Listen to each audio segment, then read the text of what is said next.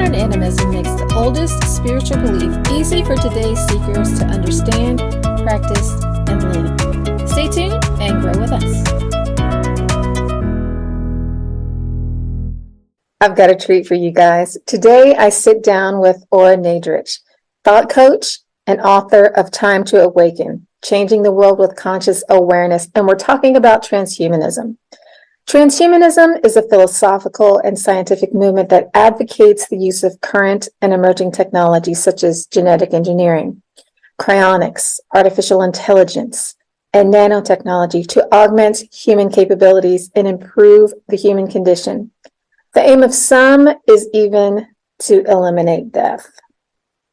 If you're a Matrix fan, it's time to decide if you're going to take the red pill or the blue pill. So let's talk to Ora and hear her views on transhumanism. Hi, Ora. How are you? I'm good, Laura. How are you? Yeah, it is so amazing to talk to you today. I thank you for being here. Thank you for having me. Sure. Yeah. So I don't think transhumanism is a thing that is on a lot of people's radar. Can you tell me how you got interested in it? Well, I will say that it's getting on more people's radar because we're in the 21st century. Our technology is advancing exponentially. And for anyone who's aware of artificial intelligence, I mean, there's even a whole dispute going on in Hollywood right now with the strikes. And part of the problem is introducing AI into the film industry. So these are things that people need to be aware of. It's not just sort of some hidden knowledge that only a few of us know about. It is growing exponentially and that people are becoming more aware of it. Specifically to how I got involved in it is that I wrote a book, my most recent book called Time to Awaken, Changing the World with Conscious Awareness. And I really took a deep dive into so many areas that I was interested in knowing about because the world has changed radically over the last 3 years and it's changing daily. And, you know, you're not going to see this on your national news mostly, but you really need to know about the changes that are coming down the pike because they're moving very quickly. And transhumanism is something that I explored and I was just really blown away by it, to be honest with you, because I was aware of something called the World Economic Forum, which is an organization that basically is a bunch of global elites, and they have an agenda of how they think the future is going to evolve, and they talk about something called the New World Order. And when you start to really chip away and do a deep dive into these areas, you see that a lot of these technologies are really what is being brought in. It's being ushered in. So, for example, where transhumanism specifically falls into place is transhumanism is the transcending of our physical biology. So what does that mean, really? It means that, you know, we've got computers and we've got robots. I just posted something today on my social media, my Instagram stories that blew people away. And it was literally robots, AI robots that are speaking like you and I. And you ask them a question and they answer, and it's just mind-blowing how advanced this technology is becoming. Now, there are a lot of people that consider themselves transhumanists, meaning they really subscribe to these beliefs that we should be more like computers and more like robots. And you've got something like Elon Musk, who's introduced Neuralink, even though he himself has stated that artificial intelligence is one of the greatest threats to our humanity. But you've got a lot of futurists who really believe in these things. They think, okay, we're in the future. We are, you know, heading into more advanced technology-like ways of being. We need to embrace it. And transhumanism to me was very disturbing because it's very devoid of any kind of human or spiritual attributes, if you will. It's very science and computer based, and it's very cold, and it's a lot of what I discovered about transhumanists is that they have no real spiritual identity. And not that you have to subscribe to believing in God, but a lot of them are atheists, and they really are very excited about bringing in this transhumanism into our lives. So that's what got me interested. And I read Ray Kurzweil's book, who's a Google engineer, and the book was, for me, horrifying. I was like, whoa, this is really scary stuff. Now, a lot of transhumanists would probably say, or perhaps Ray Kurzweil, if I was talking to him directly, say, well, what's the problem? We're in the future, and it's inevitable that we're going to become more like computers and more like robots, and robots have been created. You can't turn that around. That train has left the station. So people need to be aware of this. And one of the things that I think that is most important is that we as humans are building these technologies. We're creating these technologies that are so advanced, and even artificial intelligence researchers in Silicon Valley have concerns about, well, what if this artificial intelligence outsmarts us? And suddenly we're enslaved by the very things that we've created. So for people who are don't get it, who've never heard of this, they think, okay, this is the Jetsons. This is not going to happen in my lifetime. Can you give some examples of some of the technologies that already exist? Well, let's just take artificial intelligence. I mean, within the last 6 months, I will speak for myself personally, I get solicited all the time by companies that would like AI to do the work for me, which means that I wouldn't have employees.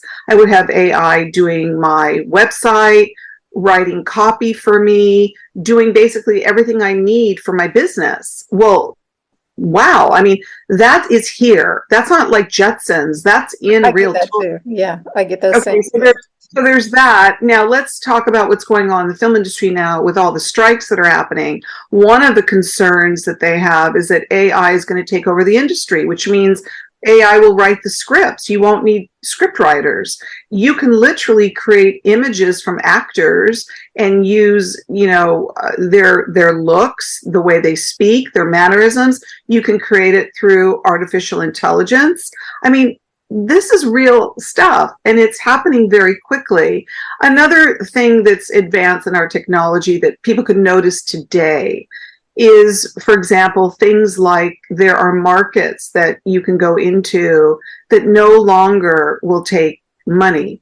They require a QR code, or they require you to basically take your hand and move it over some kind of a device or put your thumb on it, which is, some people believe it's a way to collect your data. It's like data mining or, other nefarious things.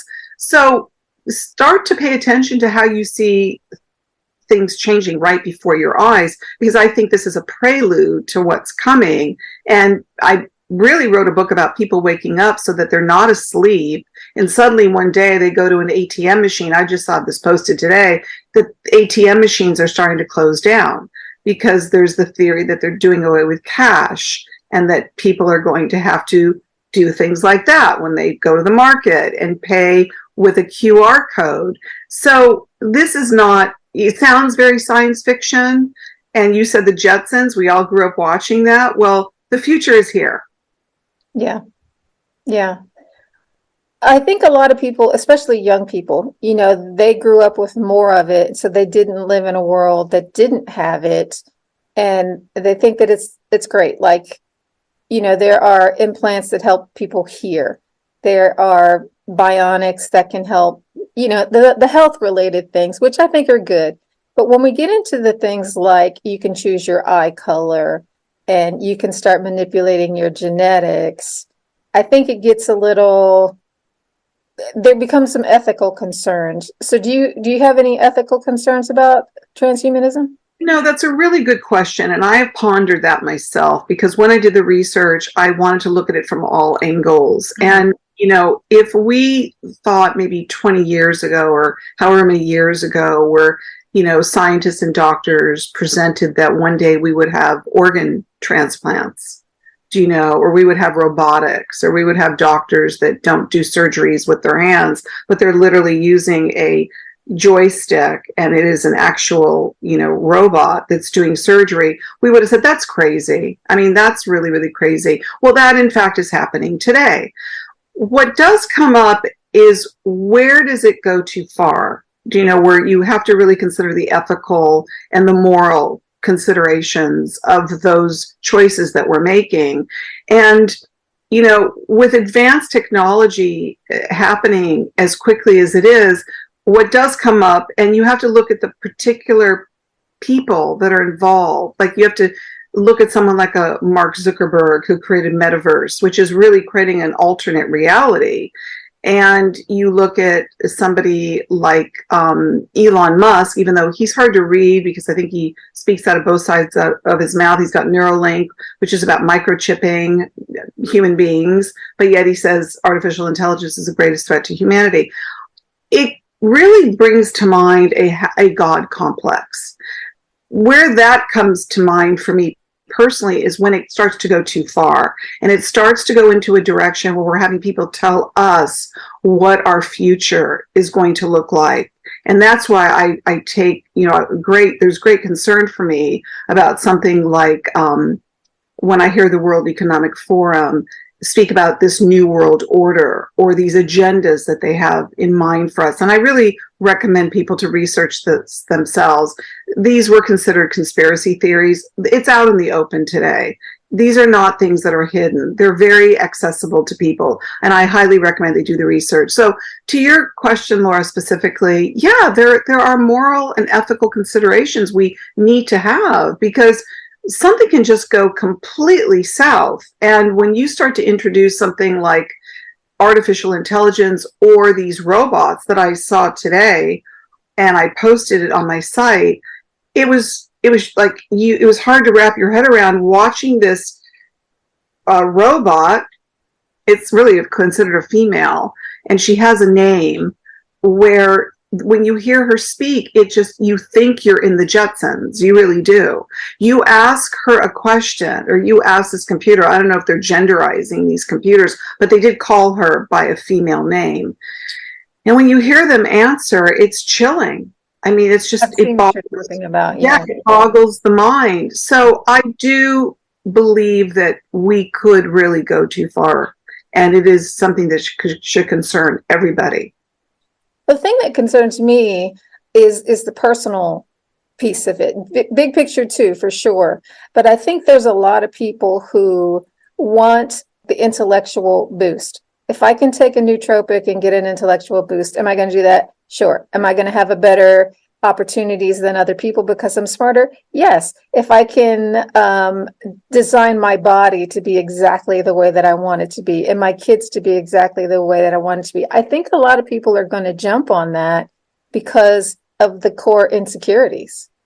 Exactly. You're correct. And I believe that too. And I think it's going to get more and more desirable. You've also got the consideration of convenience. It's easier to go like, I can go in the market and go like this, and I don't have to bring in a credit card. They don't need my cash.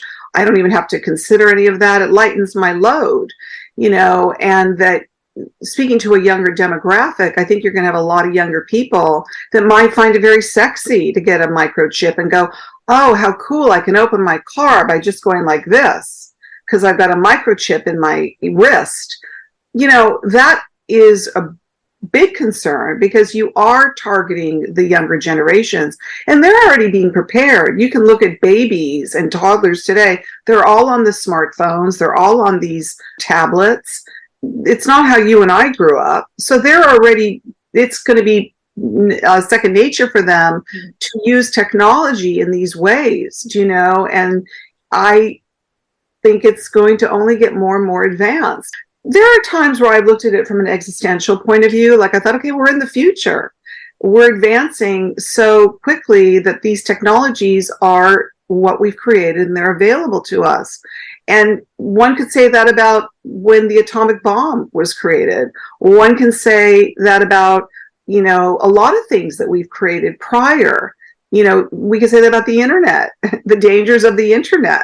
man creates these very advanced technologies, and then we wonder whether or not we're going to destroy ourselves. It's a real conundrum, and it's a real puzzle, if you will.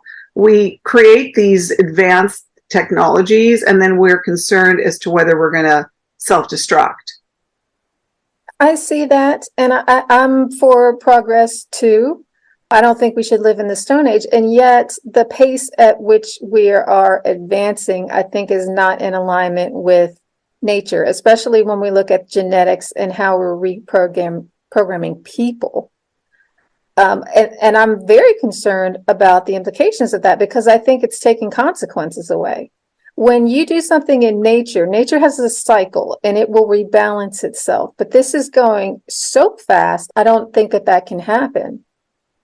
Yes, absolutely. And I think there's a lot of things that are being presented to us that are already, I want to say, preparing us for what is coming. For example, when you talk about genetic selection and, being able to pick the color of your baby's hair, skin, eyes, and who knows what else, they're already showing us. And I was watching a series, the name escapes me right now, starring Rachel Weisz. It's like Double Identity, or it's these twin sisters, and they own a birthing center. And it's really preparing you for the fact of how women can one day have babies outside their body. It's already happening. It started with surrogacy.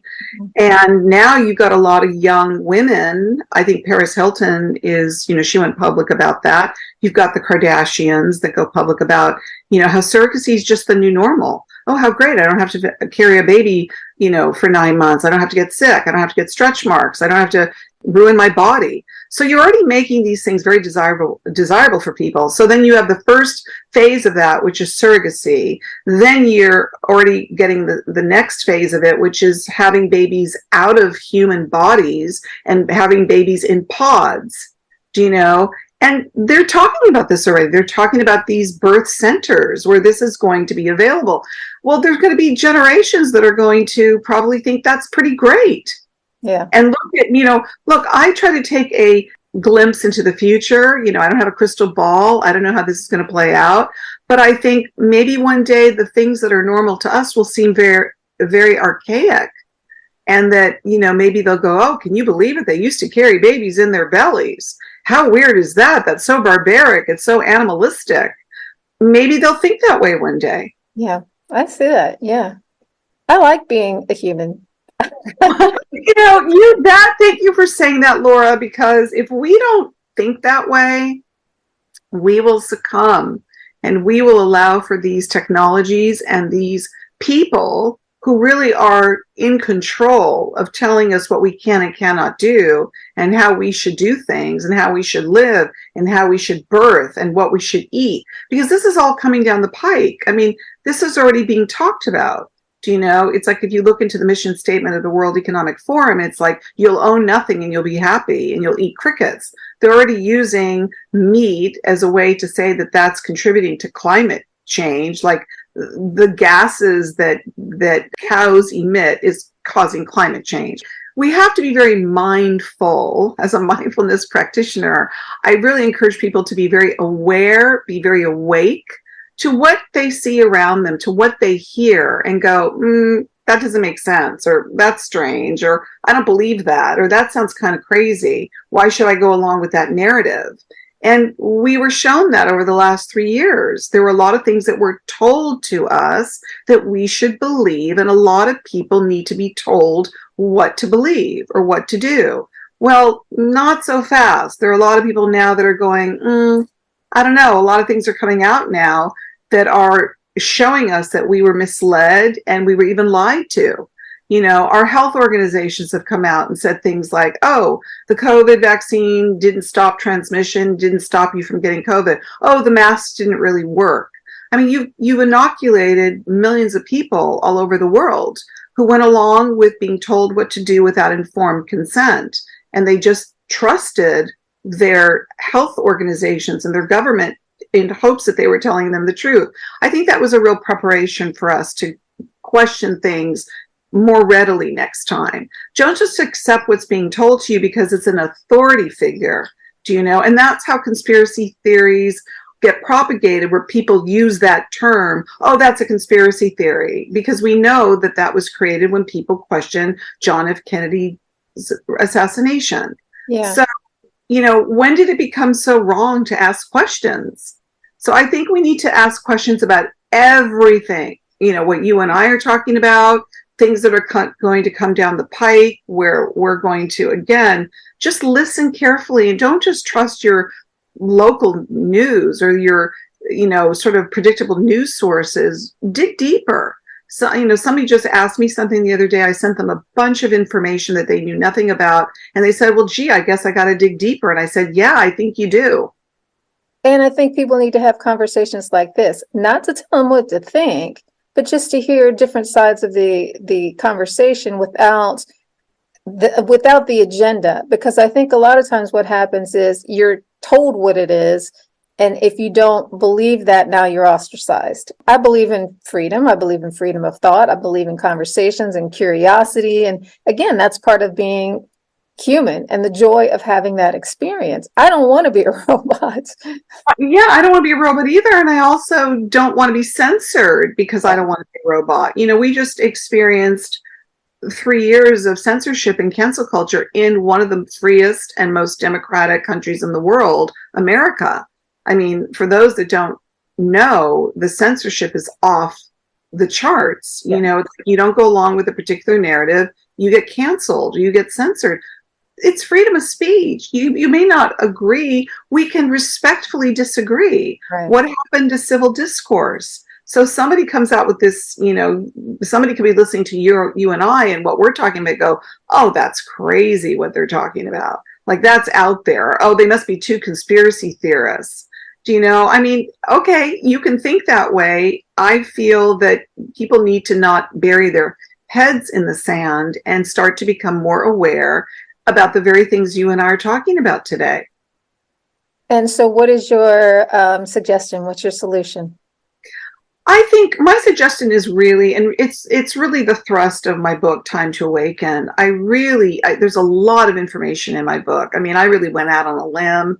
As a mindfulness practitioner, I really talk a lot about being aware. And how are you aware? You're awake. You know, when we're in a semi-conscious state, we are theoretically half asleep. And that's the state we're in when we're actually sleeping at night. So I really encourage people to just be very vigilant about being aware of the changes that they're seeing, to really, you know, think for themselves, to use their critical thinking skills, to not be pressured to make decisions hastily, and especially about your health. Don't be quick to make decisions about your health. Do your own research, you know, or do the research that you need to do that makes you feel comfortable about the things that you're curious about. I'm very pleased to see on social media so many people, more than I've ever seen, that are talking about things like what you and I are talking about, of all ages, and in all sectors and in all parts of the world, that they're really curious. They're like, that doesn't make sense, or I want to know more about transhumanism, or I want to know why this happened, or I want to know why this is being told to me is true. That doesn't resonate for me. That doesn't ring true. So my top suggestion would be is for people not just to rely on their local news or their typical predictable news sources. Venture out. Listen to people that maybe you wouldn't listen before. One of the things that I did over the last 3 years is that I really expanded my information pool. I didn't just listen to people that are on the same side of politics as me. I didn't just listen to people that are in just my particular demographic. I didn't listen to people that just had spiritual or religious beliefs that I had. I think it's really important for us to expand our way of including new ideas, new perspectives, different perceptions of the world. You're going to learn that way. You're going to go, wow, I never thought about that before. I never considered that before, because we're used to so much of only relying on what's familiar to us, only socializing with people that are in our little pods, our little social circles. We don't really expand out. And I think what's been so great about this time that we're in, which I've called the Great Awakening, is that it's really opened us up to so many more kinds of people that we wouldn't be interacting with otherwise. And it's fantastic because you and I get an opportunity to talk. I get to listen to someone who lives in Norway that I wouldn't ever listen to before. And I really would encourage people to expand if they're on social media, start to follow people that you normally wouldn't follow. Hear what they have to say. You're going to learn a lot more, and they're going to learn from you. Do you know? Yeah. Yeah, it is a community if we allow it to be. And I think that, again, is one of the wonders of being human, you know? I think that falling in love with being a human can maybe give some different perspectives on this transhumanism thing as well, because I think a lot of people who gravitate towards those things might have some issues with themselves and with their lives, and they're seeking escapism. And when you are good with the messiness, with the learning process, you know, and then the growing and the curiosity, then it doesn't become a thing of pain. It just becomes an experience. And I think it makes it easier to be here and to enjoy yourself and to endure the hard pieces. I agree with you, Laura, because I think that when I did do the research of the particular people that I researched, like the Mark Zuckerbergs or the Elon Musks or the Klaus Schwabs or the Ray Kurzweils, there really was this very noticeable difference in them to me. They do, as I said, they seem not really content with life in human form. They are almost like, you know, on the spectrum or something. They would be the kids in school that were probably the nerdy scientific kids. And I look at them as adults today and they're like, yeah, let's get to another planet. Yeah, let's make ourselves like, you know, computers and robots, because that way we can live forever. I mean, they're obsessed with this, you know, mortality, and they want us to be immortal. They want us to live forever. The biggest problem that I find with a lot of what's going on in this area is that I feel that they're pushing us or they're trying to push us in this direction. And I think it should be a choice. Sure. Like, if people really want to go in that direction, go in that direction. You know, go ahead. You resonate to transhumanism, go for it. But if you and I go, like you said, I'm really happy being a human. And I'm really happy living in this reality, not some made up virtual reality called the metaverse that Mark Zuckerberg, who has his own robot called Jarvis, that he calls his intellectual equal.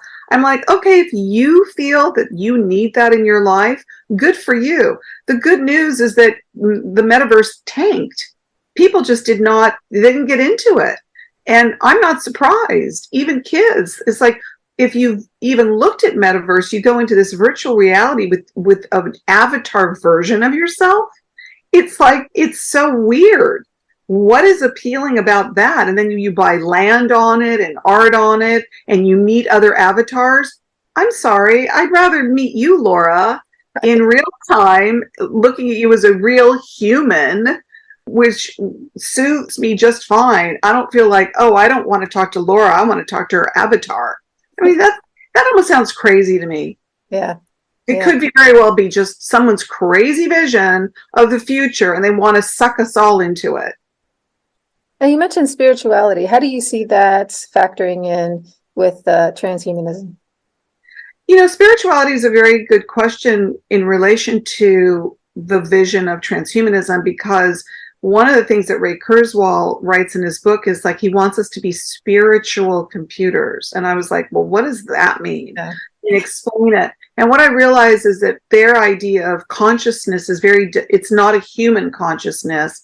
It's a technology consciousness. And again, it's very devoid of human intelligence. Do you know what I mean? And that also means spirituality. So spirituality is something that's different for everybody. You know, spirituality to me is being aligned with nature and the beauty of nature, or being aligned with something that goes beyond the material world and is more of the spirit.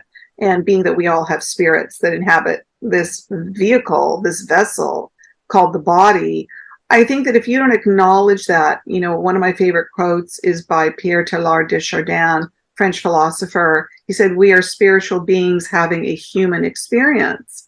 And if you don't recognize that, and I think a lot of those people don't, they don't think of us as spiritual beings. They think of us as that, oh, we're these sloppy, messy humans. Oh, we get sick and oh, we die. Guess what? We can be computers and live forever. Isn't that incredible? It's so devoid of spirituality. It's really creepy, actually. It's very, very creepy. So, spirituality, I think that if we stay connected to nature, if we really align ourselves with things that matter, that feed our heart and our soul, I think that it will keep us connected to the things that are more of spiritual in nature and not just in the material realm, and also not to succumb to thinking that science and technology is the way that we're supposed to live. Yeah. I think it takes us away from wonderful things like having a baby naturally and falling in love and nursing someone who's dying. Those are messy things, but those are things that can make our life full and give us meaning. Yeah, I think that a lot of those things are, like you said, it's messy, it's painful. Yeah. Pain is part of human existence. And I feel like these guys that I've mentioned, it's like they don't want that. They don't want to feel those things. It's like they're avoiding it. Do you know? And I just think that that's highly unnatural. There's, when you start messing with nature and you start messing with what is the most natural elements of the world and of human nature and the earth, you're wreaking havoc. I agree. You're really creating all sorts of serious problems that could pose great threats to our humanity. Mm-hmm. So tell us about what projects and events you got going on. So I've just been really busy. I'm being interviewed a lot around my book, Time to Awaken, which is very exciting, like this interview with you, because I didn't know how this book would be received. And it's probably my most read book and successful book that I've written. So what does that tell me? That people are really interested in these subjects more and more. I am working on another book, actually, and I am also a columnist for Daily Clout, which is a platform that really talks about a lot of the things that we're bringing up today, and it's just chock full of information. So I've been a columnist for Daily Clout for several months now, and I'm going to focus on this new book. That's what I'm really geared up for. I feel very in this creative realm right now where I want to write more things that can be illuminating to people so that they can wake up more. Do you have any events coming up? I do. And speaking of that, and thank you for asking me that, starting February 17th online, and you can go to oranadrich.com, which is my website. And I'm creating a new community of awakened people who really want to continue the path of awakening. So it's starting November 17th for 7 weeks. And it's going to cover a lot of the things that you and I are talking about today. So I really want to encourage those that are on the path of awakening, really are seekers of truth, to look into it. It's going to be really amazing. And again, you can go to oranadrich.com, go on my website, or oranadrich.com/NWC, New World Community. Okay. If you're interested in finding more and you're interested in registering. And how could people get in touch with you, follow you? You mentioned Instagram, was it? Yeah, all my social media handles are my name, Ora Nadrich. I do post a lot of things on Instagram. I'm on Twitter. I'm not so much on Facebook, but I think some of my Instagram posts end up on Facebook. And if you want to go to my website, it's oranadrich.com. Awesome. I appreciate you being here and sharing all of that with us. Thank you so much. Thank you so much, Laura.